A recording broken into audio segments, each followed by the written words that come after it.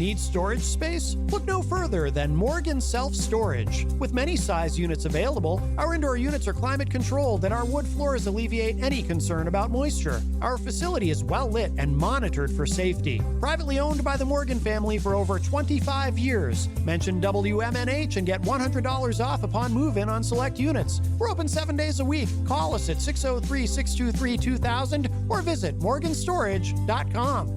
Diz's Cafe is the place to put a smile on your face. Judy and the crew will take care of you. Bring your appetite and treat your taste buds right. Diz's Cafe is always a winning choice. Breakfast, lunch, or supper. Diz's Cafe at 860 Elm Street in downtown Manchester. Dine in, take out, or make a reservation. Call 603-606-2532. Eat, drink, and be happy. Diz's Cafe. When it comes to keeping WMNH on the air and your own personal or business computer needs, trust Groland Computers. Located on Elm Street in Manchester, Groland handles computer repair, virus removal, and custom-built systems. Are you looking for budget-friendly options? Check out our selection of fully inspected used computers. We offer tailored on-site solutions. No unnecessary expenses here. Visit Groland.com or call Groland Computers at 603-645-0101. Your tech, your way. Trust Groland Computers.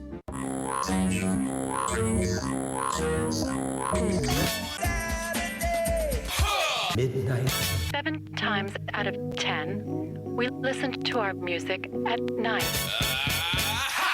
Thus spawned the title of this program. Late Night Delight with DJ Midas, right here on WMNH Manchester. You wanna know why? Because I'm on the radio. Saturdays and Sunday nights, midnight to 4 a.m.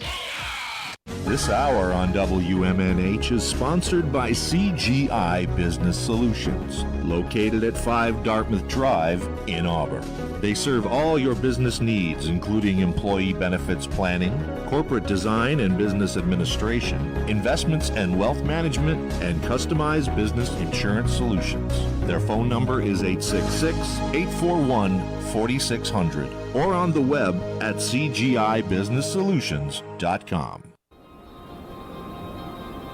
Behold the harmony of airwaves as you immerse yourself in the captivating frequencies of WMNHLP, the sonic heartbeat of Manchester, transcending through the ether at 95.3 megahertz frequency modulation. Our transmissions emanate from the zenith of 1000 Elm Street. Venture into the heart of our creative realm at 119 Canal Street, where innovation and sound collide. We bear the imprimatur of Manchester Public Television Service in the venerable city of Manchester, New Hampshire, USA. Enrich your auditory journey with the depth of our licensed residents. Dispatch your missives to WMNH953@gmail.com or traverse the virtual corridors of WMNHradio.org. Engage with our sonic vibrations by communing with us through the digital channels. Your radio beckons, eager to enthrall you with its mesmerizing cadence and envelop you in a symphony of boundless auditory wonder. WMNH, rip the knob off.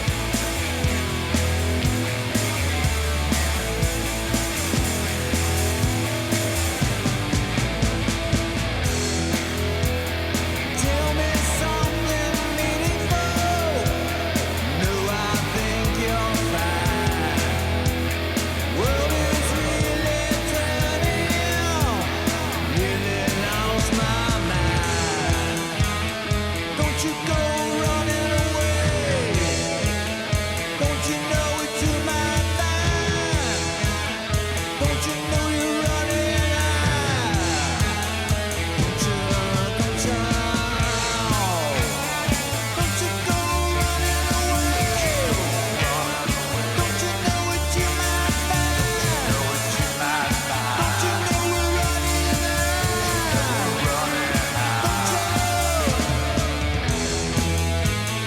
Don't you go running away? Don't you know what you might find? Don't you know we're running out? Don't you?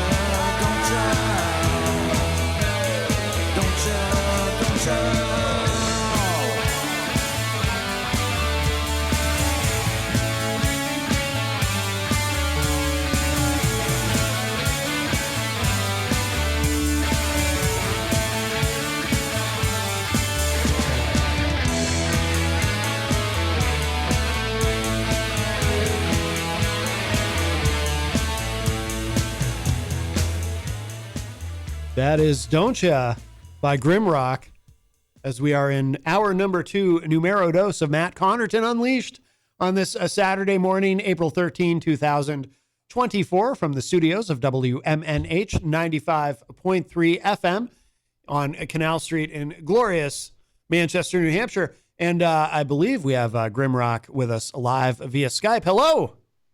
Hey, Mr. Matt, how you doing? Good. How are you? Welcome back. I appreciate being back. This is great. So, by the way, so I had something planned. So you sent us this wonderful package, and unfortunately, the video component of our Facebook feed is not working. I wanted to pull this out live on the air and kind of show everybody on video, but radio is theater of the mind, so that's all right.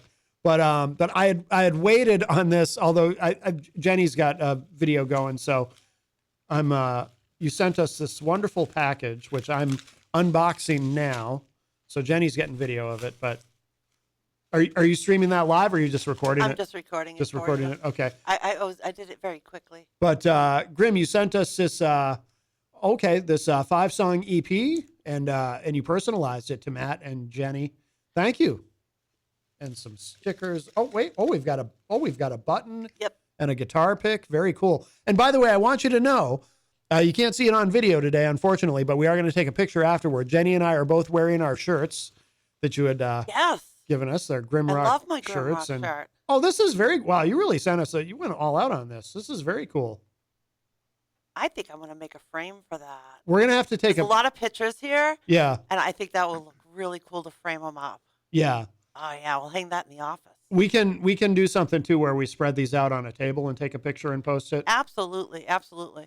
And I'll definitely get a picture to show you, and I'll add stickers to my computer.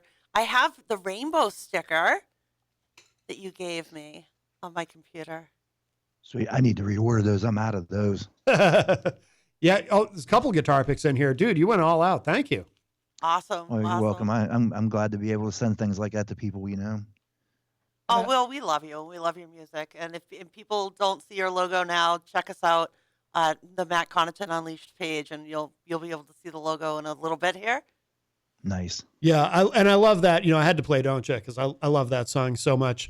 Yeah, if you are just joining us, GrimRock is here with us via Skype. And by the way, if you have any questions or feedback or anything at all for our guest, the studio line is open. You can call us live on the air at 603-250-6007, 603-250-6007. You can also, of course, interact and opine in the Facebook live chat. I see Miriam Banish has joined us in there.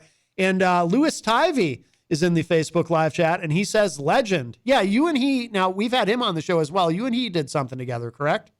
We've done a few things together. He was actually responsible. The haunted video, a section in there, the goth model, that's his wife. Oh, no kidding. Nice. Yeah, he sent the video footage clear from Staffordshire, UK, and I integrated it in with the footage that I did here. It was completely DIY. It was really good. We've done all kind of things though. That's really cool. Is that how we met him, through you, or did we meet you through him, or how did? I think. Yeah, I'm pretty sure it was him through me because I got it from someone else. You know what I mean? It was kind of everything's passed on. Right. Yeah. Yeah, he's amazing. He's amazing. Now where in Pennsylvania are you again? Refresh our memories. I'm just outside of Pittsburgh. Okay.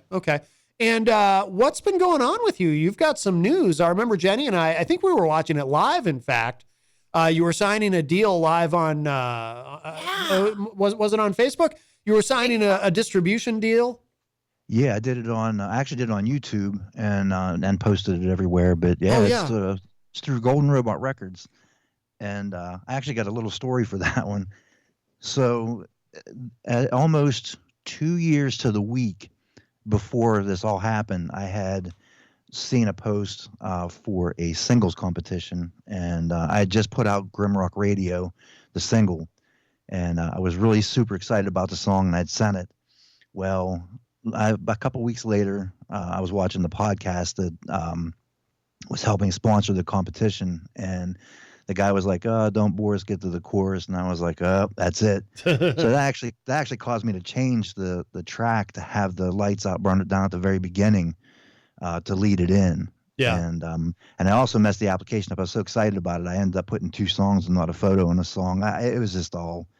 But anyway, I saw another post that they were looking to put on some people for distribution. And I was like, well, I'll try it. And I sent an email. And took a little while, and they got back, and they asked for music, and I was like, well, here we go again. So I sent them a couple tracks, and it was like 10 minutes, and they come back, and I was like, wow. And here I am, Very good. Now, so for those, and, we have a lot of people who listen to the show who are musicians, of course, or some who are involved in other elements of the business. So for those who don't know, for the uninitiated, so what does that do for you exactly, a distribution deal, and why is that important to have? For me, I mean, as an independent artist, we all can do distribution ourselves through different platforms. I was doing it through DistroKid. And the real the thing that I'm looking forward to for this is actually the reach. So basically you're going to send the music to whatever company you have a distribution deal with. They'll redistribute it for you, and it'll be on their page. So you get their exposure, their reach, some different things like that. They do some PR. In this case, I'll be sending the GR5 album to them as a release. And then several months later, I'll be probably doing another release for them, and which will be really cool. And hopefully I can kind of pick up, maybe opening acts, in the area for people that are on their label and stuff. I mean, there's still more to be talked about with this, but I have high hopes with it, and I'm really excited about it.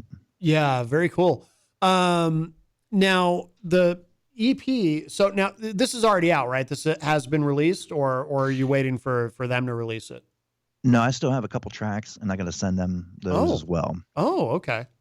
Yeah. So Angry is one that's on, I believe, is it on that?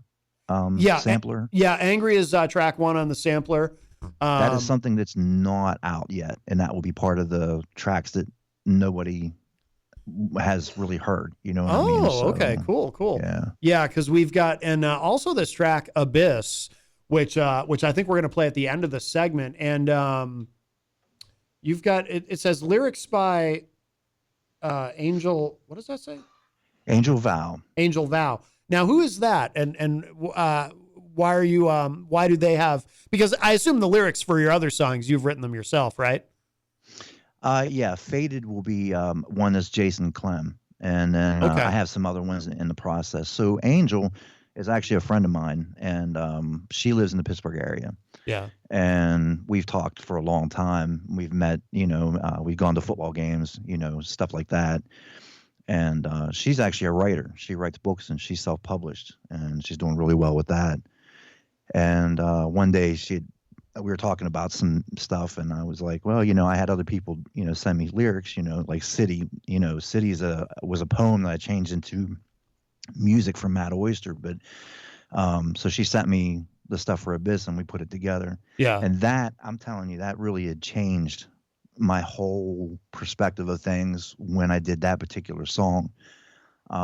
Just a series of events happened that just really unlocked everything, I think, for where we're sitting today. You know what I mean? And everything from the model that was in the video to the person who shot the video. We did it in Cleveland, Ohio. I had another interview with a different podcast, and their mixing guy, Matt Kirshner, actually had messaged me afterwards and wanted to mix the song and do it. Oh, It turned into a long-term thing, and he's actually at Pine Box Studios in Connecticut. So I send him tracks, he mixes them and sends them back. And that's what that particular disc has. It's new mixes of the tracks that I have, with the exception of Abyss. Abyss was released as his mix. You know what I mean? Oh, okay. Okay. Yeah, that's pretty cool when you hear from somebody you don't expect to, and they're like, hey, I like what you're doing so much. I want to mix this for you. That's pretty cool. Yeah, I was completely blown away, and I thought it was just going to be one, and I was like, well, we'll check it out, and all this, and it ended up being everything, and he's going to finish mixing this disc, and hopefully I get to work with him more, in the future, man. He's a cool dude. That's fantastic. Louis Tivey in the chat room says, You Belong, You See is the best song. He says that. He's told me that a million times. Has he? Yeah. Yeah, and it's funny because, like I said, his wife's in Haunted. I kind of expected Haunted to be the best song, but he likes You Belong, You See. A lot of people like that. And I actually open my shows with the new Angry track and You Belong, You See tied together. Oh, so okay. It makes one longer track. So, yeah, that's super cool. Now, who is this posing with the guitar on the cover? That is my cover model. And that's another thing that happened, like in the process of this whole Abyss thing. I had an interview actually with her. She does little interviews on her YouTube channel. And she goes by the name of Tattoo Baby 23 on all the social media, including YouTube. And one day I was perusing her page and I saw that photo.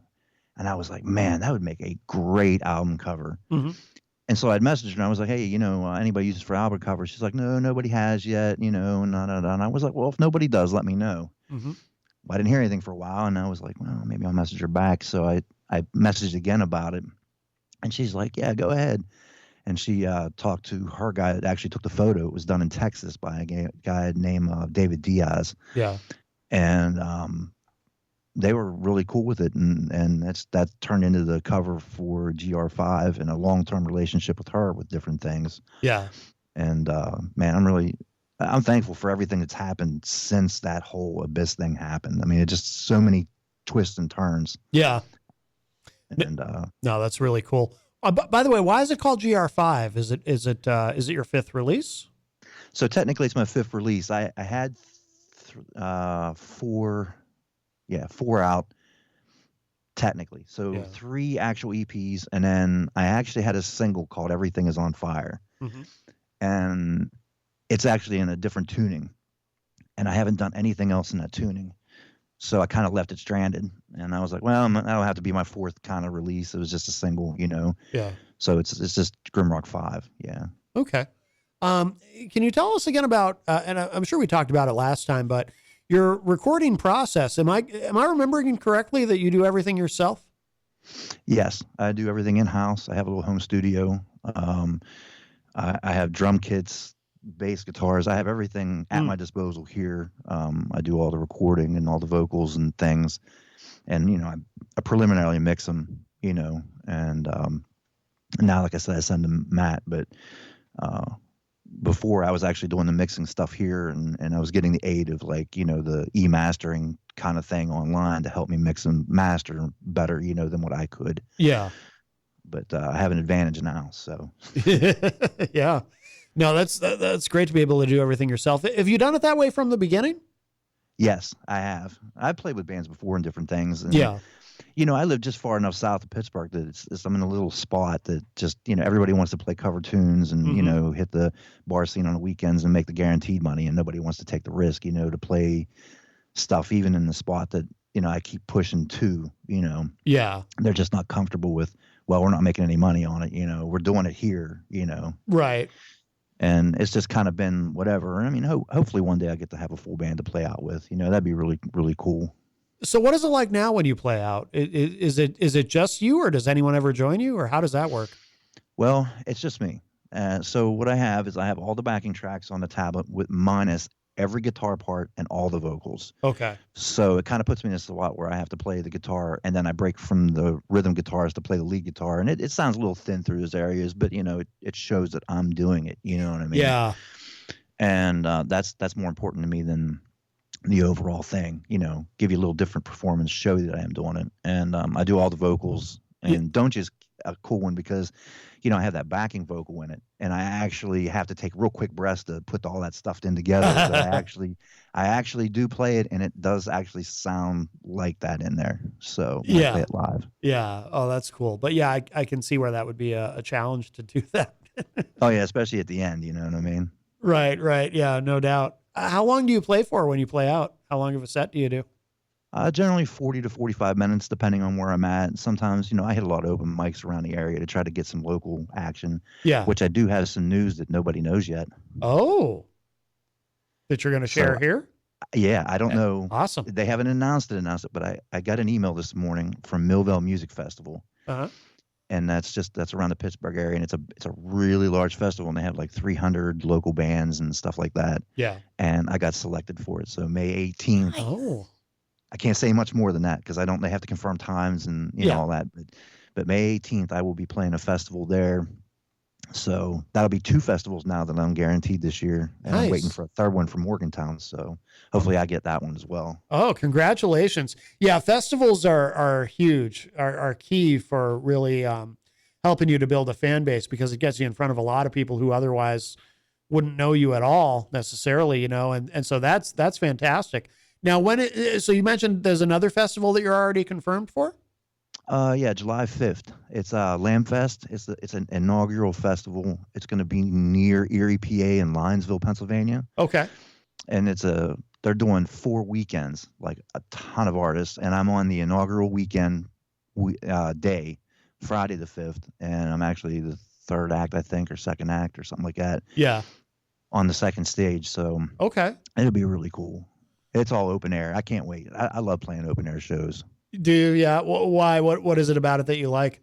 It's just the environment. You're just not closed in. The sound just travels and it's the people. It's a whole different thing.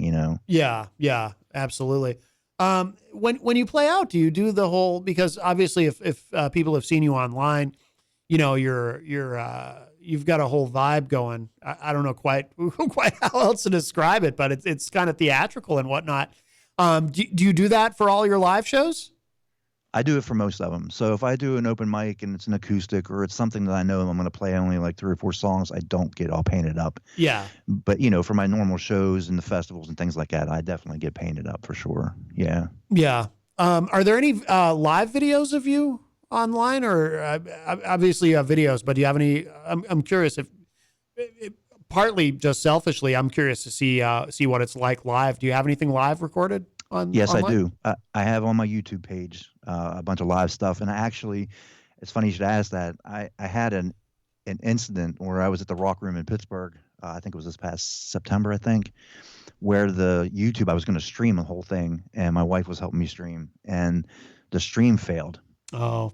And somehow or another, I ended up with a video that had like a portion of the product and the whole GrimRock radio, but it was in great quality. I was really I couldn't believe my phone with the mic on it took that. Yeah.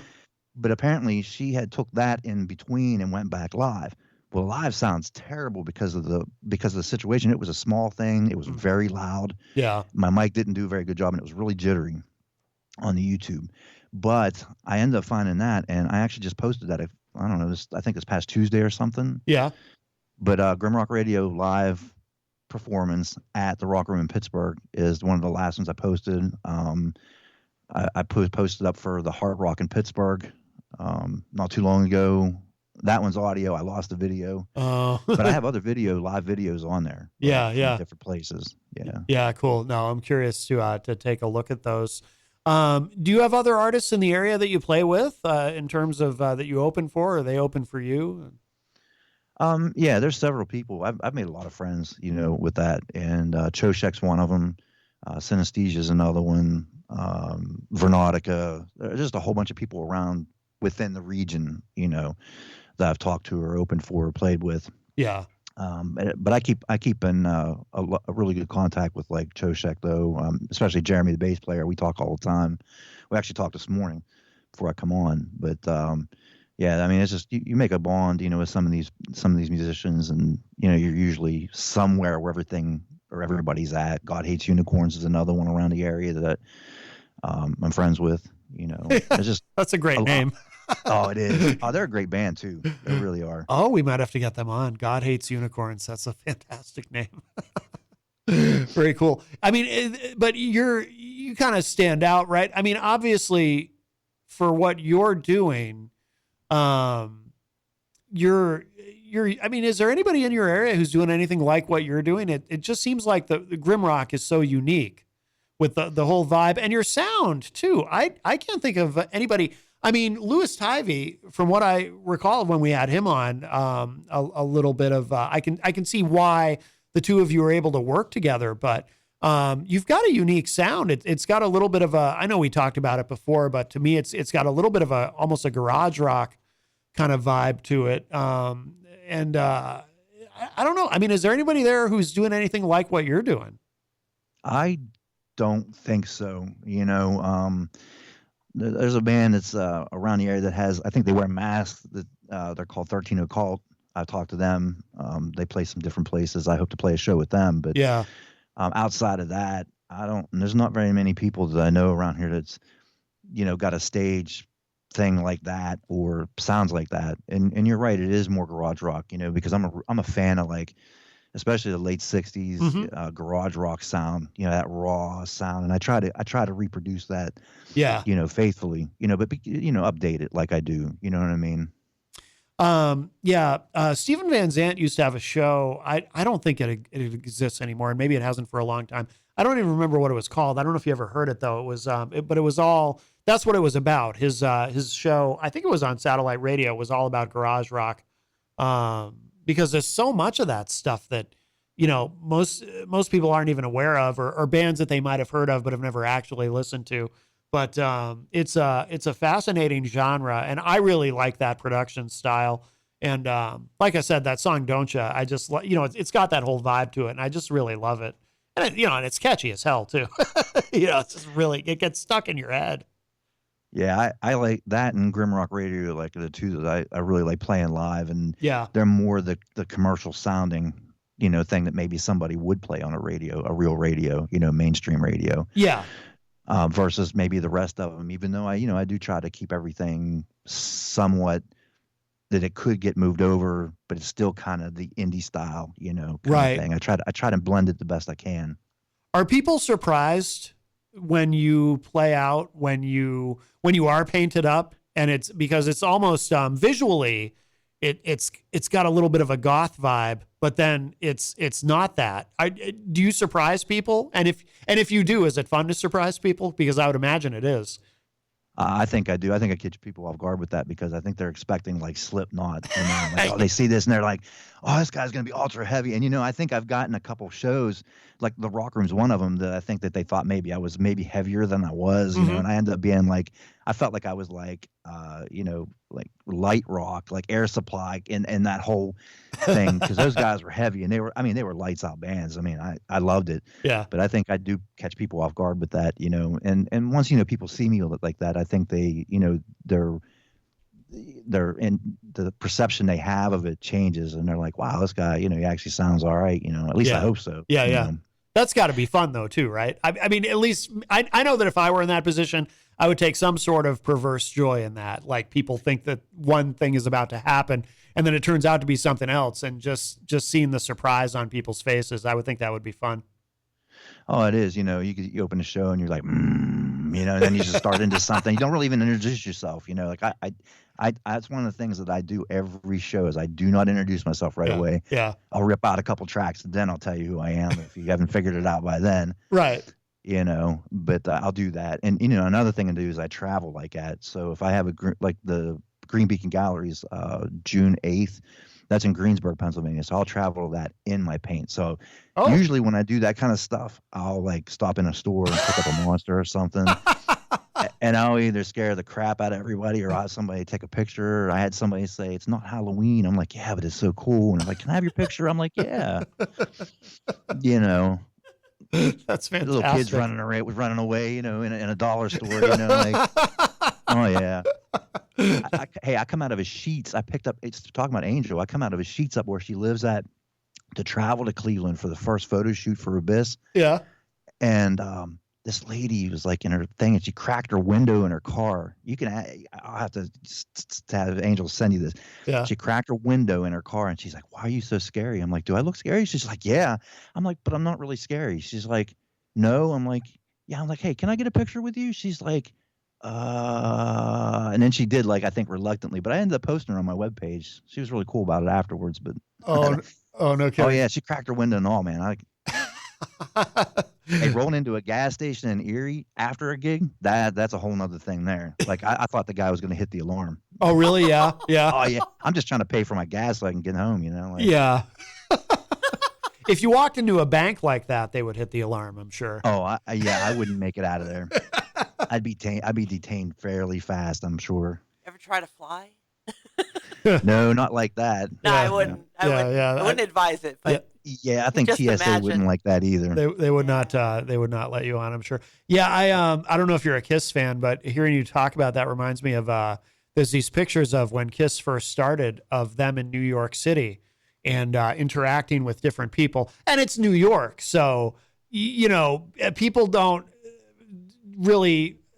They expect to see everything and anything, and there's these pictures of Kiss like sitting on park benches with these old people who are just kind of smiling serenely at them because they don't know, they don't really know what's going on, but they're kind of having fun with it. And they're great pictures. I would encourage anyone to just Google that, like Kiss New York City park bench or something. You'll see all these really fun pictures of Kiss when they started, and but again, it's New York too, so people were less shocked, I guess, and more just kind of interested but because you'll see everything in that city. No, that's awesome. Yeah, I would imagine too other musicians must like after a show, after they see your set, they probably they're probably express their surprise at what they saw. And I'm sure that opens up a lot of opportunities too, because if you can surprise people, especially if you can surprise your fellow musicians in that way, and in a positive way, because you've got such a cool sound, that helps you to kind of build those connections, because they're going to remember if you can surprise someone, they're going to remember you. Whereas if otherwise, you might just be another fellow musician, or you might just be, if it's someone who's seen you, somebody in that audience who's seen you for the first time, just another rock and roll show, right? But if you can surprise people, they will absolutely remember you. You will be indelibly etched in their brain, and I think that's a very cool element to what you do. Is that surprise where the image you see visually doesn't necessarily evoke what is coming, and I think that's really cool. Oh yeah, and that's how I ended up getting the Hard Rock Pittsburgh gig. Really, was because of, a different band that messaged me like, "Hey, there's an opportunity. You might want to check this guy out." And that's how I ended up getting that. And you're right. I mean, a lot of connections can be made, because of that. And I really believe that, I mean, I know I paint up, but I really believe if I did not have the face painting and a persona that was out there like that, I wouldn't be seen the same. You know what I mean? I definitely agree with that. Yeah. Very cool. Well, in a couple of moments, Grim, we're going to play this track Abyss, which you were talking about earlier. But so this is not officially out, GR5. Do we have any kind of an ETA on when this is going to be released? So I would like to tell you, yes, I do, but I've been at this for a while. I'm just trying to make sure everything is right. Yeah. Yeah. And it's taken me way longer, with other commitments and things that's going on. And I wish I could have a time or a time frame, but I'm just, I'm hoping a month or two, more pressing on with this to get it released. So yeah, excellent. And this track Abyss, this has not been heard anywhere on the radio yet? It actually was played on an independent radio station before. Yeah. Oh, okay. I was going for the world radio premiere. Yeah, but I know. apparently- I wish I could have told you. I didn't want to tell you otherwise. You know what I mean? No, But no, better to be honest. I appreciate that. yeah. I mean, I would have loved for it to be a premiere, believe me, but it's not. Yeah, that's all right. We'll get the next one. But where should people go online? Where's the best place for people to go to keep up with everything that you're doing? Best place is GrimRockandRoll.com, all spelled out, all one word, and you can find me everywhere that way.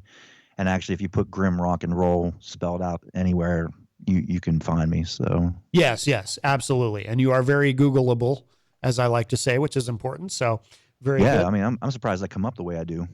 Yeah, well, that's a good thing. That's good. All right, Grim, we're gonna hit this track, Abyss. We'll let you go in a moment, but thank you again for joining us today, and thank you for the wonderful package. Like I said, unfortunately, our video component isn't working this morning, but Jenny and I will take a picture of it later, and we're also going to take a picture of us in we've both got our Grim shirts on, our GrimRock shirts that you sent us before. We love these, and we wear them any chance that we get, so we appreciate that, and really love the music, love what you're doing. Well, I definitely appreciate being on here for a second time. I'm really, really thankful for that, and I appreciate all the time you have given me. And I'm glad you like your stuff, man.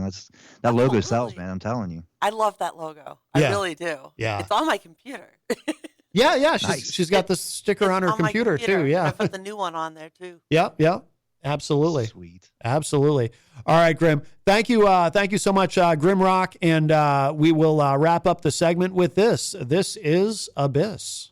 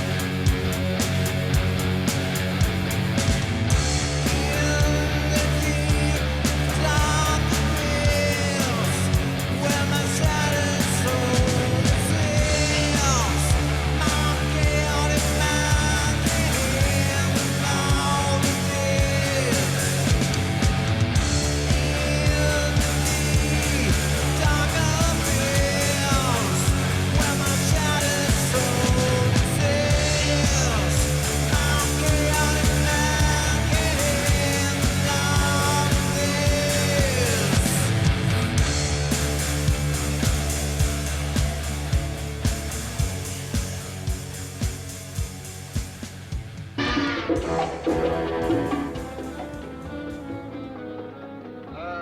folks American citizens? I am, yes. Where were you born, Miss? Mrs. What? Philadelphia. The name is Vargas. Hey, Jim. See who's here? Sure, Mr. Vargas. Out on the trail of another dope ring? Out on the trail of a chocolate soda for my wife. Your wife? Barely a bride, officer. Hey, can I get through? A lot of talk up here about how you cracked that Grandy business. Yeah, we hear you caught the big boss. No, only one of them. The Grandys are a big family. Good night. No purchases, Mr. Lineker. Hey, I got this... You're an American citizen, miss? No, I got this ticking noise. Yeah, okay. No, really, this Good night. ticking noise in my head.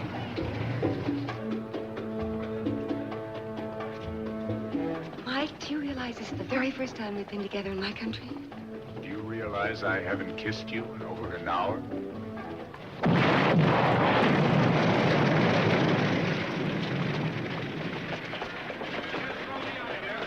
¿Qué pasó? No sé, un carro explotó. Mike, what happened? That car that just passed has exploded. The car? How could it do that? I don't know. I'll have to try to find out. You'd better not come any closer. We'll have to postpone that soda, I'm afraid.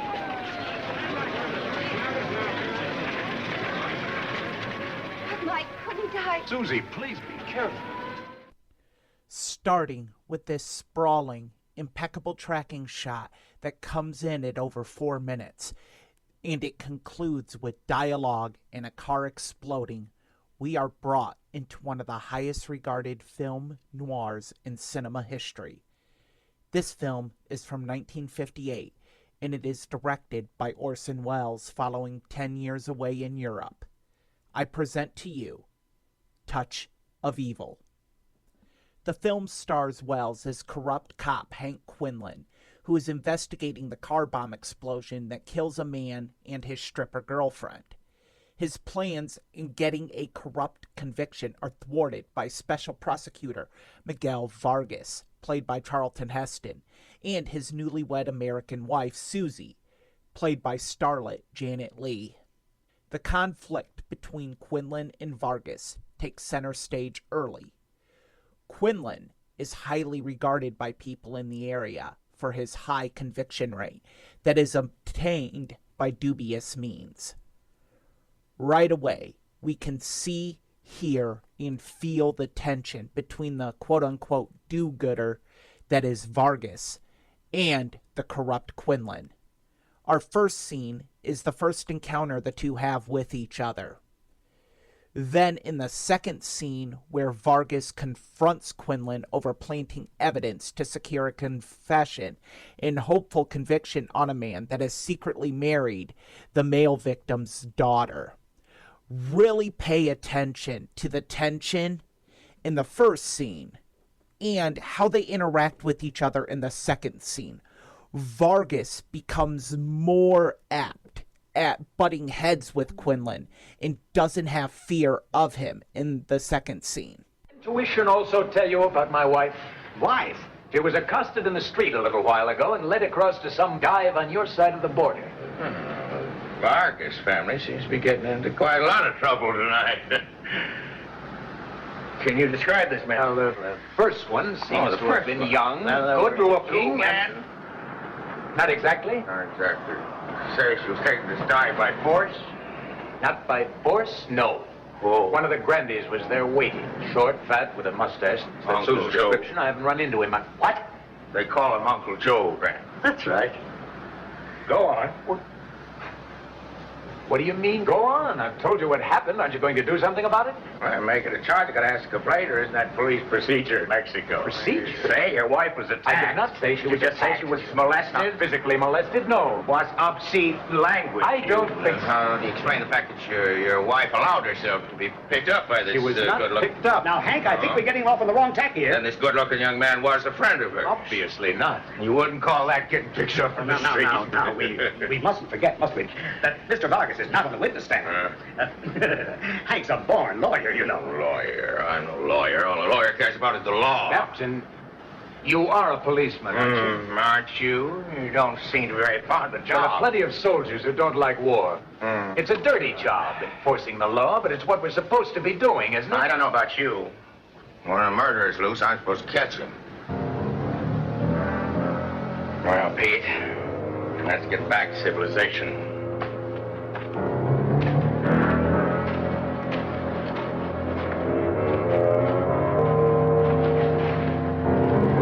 Let's go, Hank. It's almost dawn. You gotta get some rest. Not a chance of that, partner. We got a big day ahead of us. And now, the second scene. What is it, Pete? Found what, partner? Come here and look! I don't even know this Sanchez. All right, boy. Boy, you come in here. Now, in English, just how much dynamite was it you stole? What good would it be to tell you that I've never seen any dynamite? Poor Rudy Lineker. He did all he could to keep you away from his daughter, but she stands to inherit $1 million, so naturally you just moved in here. Marcia and I were married secretly. $1 million. Ain't no secret about that. You got scared he'd change his will. Why don't you let up for a minute? You got yourself this highway You job. broke into the explosives bin and stole it. That's a lie! 10 sticks of dynamite! No! No! Well, Hank has done it again. He's nailed his man. Thanks to you, partner. Me? Yeah. If the dynamite had been a snake there in the bathroom, it would have bitten me. I promised Chief Gould that I'd keep you informed, Vargas, so I'm doing it. This is it. We've broken the case. Rudy Lineker was blown up with 8 sticks of dynamite, and Sanchez stole 10. That leaves 2, and we found them both. You heard that, boy. We found the dynamite. That's impossible. Well, we found 2 sticks. Black That's Fox, the like right a number. brand. Where did you find this? Right here in your love nest. Where? Well, you had it stashed, of course. What are you trying to do? We're trying to strap you to the electric chair. We don't like it when innocent people are blown to jelly in our town. Yes, an old lady on Main Street last night picked up a shoe. The shoe had a foot in it. We're going to make you pay for that mess. They're trying to railroad me. I don't know why. I never stole any dynamite. Soy inocente. Lo juro que soy You'll inocente. have to stop him yourself. Lo juro en From now la on, he can tumba talk de mi Hindu madre, for all the good la it'll tumba do. de mi madre. He swears on his mother's grave that there has never been any dynamite in this apartment. Sure. Take him in, book him. Let's go. You say you found this dynamite in the bathroom. Well, Pete found it. To show him the dynamite, Right Pete. Can't you do something to help me? What are you scared of, partner? That stuff isn't nearly as easy to blow up as people seem to think. It doesn't go off quite that easy. You found the dynamite in this box? Dynamite? Yeah. Pete found it. Told you that. Captain. Yeah. I looked in that box. Just now, there wasn't anything there. I know how you feel. Do you? Sure, I do. You people are touchy. It's only human you Film want to- noir is known for its plot twists and turns. These turns are often loaded with gross betrayal. We are left wondering at the end of the film, did anyone have intentions without ulterior motives? This film carries that theory to the next level. Even when seemingly detached from the wicked ways within the world of this film, the characters go into the dark recesses of their minds and souls, and generally it is under the guise and belief the end justifies the means. Next, we will hear Quinlan implicate Vargas's wife for a drug-induced murder. The truth is, she has been taken to a remote hotel for her protection. But unbeknownst to her husband, the hotel is owned by Joe Grandy, the brother of a major narcotics dealer that Vargas has put away. They use this to terrorize her and drug her. This sets up Quinlan, starting to lose his grip on the corrupt world he helped cultivate by murdering Grandy and setting up Susie for the crime. What? Vargas's wife? A narcotics rep? Well, one of the boys that was on this wild party gave me the buzz, see? Just relay it to the vice boys as anonymous. The Hotel Ritz, room 18. The way I hear things got a lot of control. Don't be surprised what they find. But what about me, Hank? What do I do? Keep after him. Break him. Break him! Put up the phone. Receiver. Give me the key.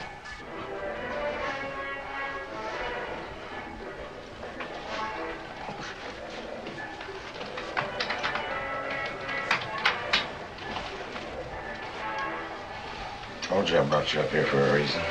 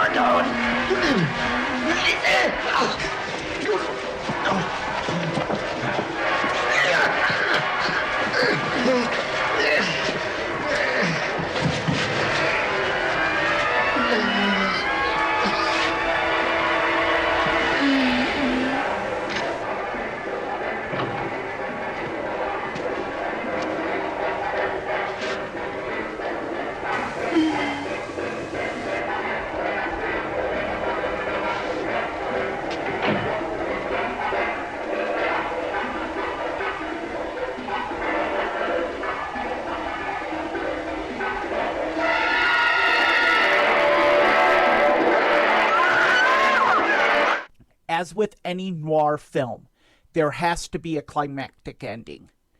Touch of Evil certainly delivers that, as Vargas and Quinlan meet for a final showdown. In this scene, notice how Quinlan, despite being figured out, despite being at the end of the road, refuses to back down. He has been defeated. His corrupt reign is over. But yet he is still defiant in the face of law and order that is represented by Vargas. Well, Captain, I'm afraid this is finally something you can't talk your way out of. You want to bet? You killed him, Vargas. Come on now. Give me my gun back. You don't know, just tell me. You killed Pete. The bullet is from your gun. You think anyone would believe that? They always believe me. Anyway, they never believe I killed him. The gun? You're resisting arrest. How could you arrest me here? This is my country. This is where you're gonna die.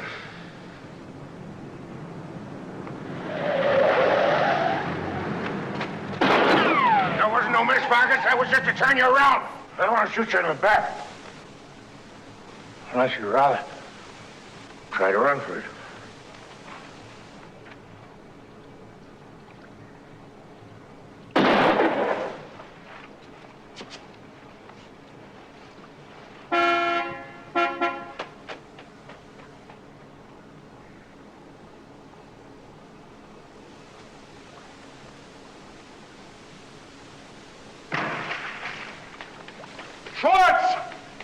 Is she there? Did you bring my wife? She's in the car. That's Menzies. He's dead. Quinlan's been shot, too. He's lying by the recorder. Down there. I've got it all on tape. You sure you got enough? More than enough. Go play it back. You'll see.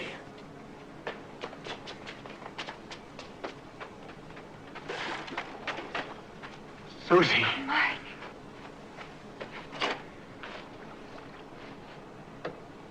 All these years you've been playing me for a sucker. Faking evidence. Aiding justice, partner. Hank.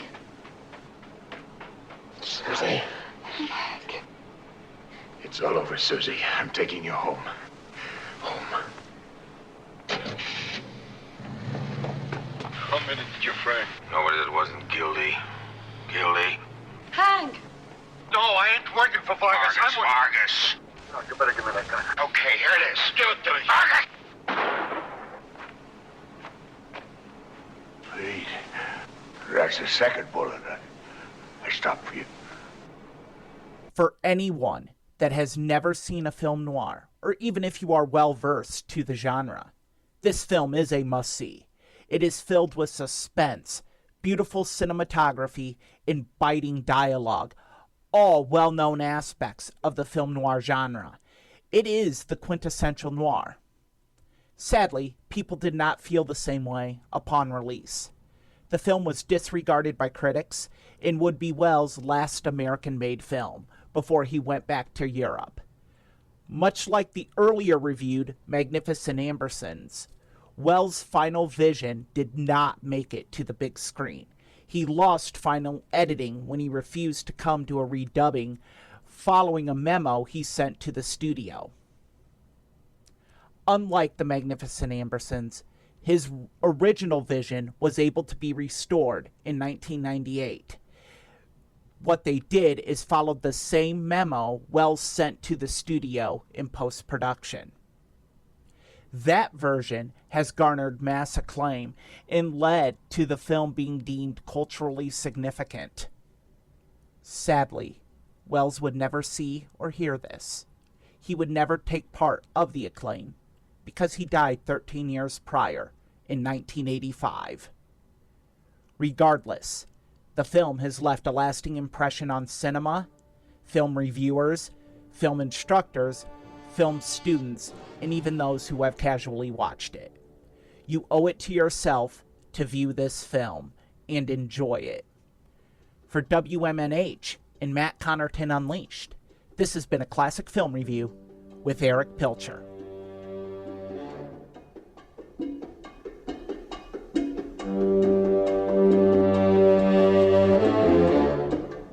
Come on down to the Hop Knot at 1000 Elm Street, Manchester's premier craft beer and gourmet pretzel bar. Tell us more, Trudy. We make our dough fresh every day. We make a variety of styles of pretzels and serve craft beer, cocktails, and a few bottles of wine. We do the traditional pretzel, and we have multiple flavors for that. We also do stuffed pretzels, pretzel sandwiches, 3 dessert pretzels, and pretzel knots. The Hop Knot in the Brady Sullivan Plaza at 1000 Elm Street.